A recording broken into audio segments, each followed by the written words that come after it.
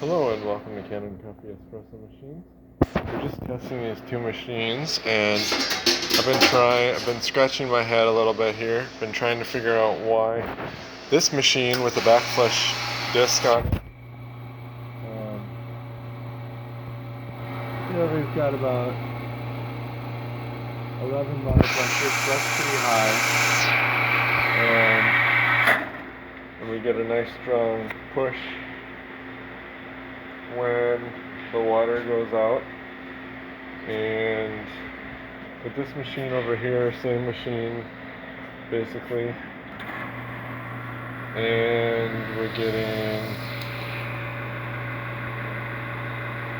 9 bar pressure, so 2 bar lower, but still you would think it would be pretty strong coming out when we release it.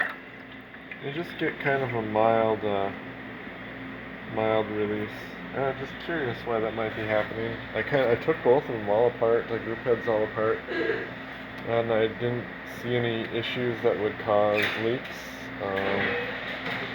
But who knows? I'm sure some of you know. So comment below. Thank you.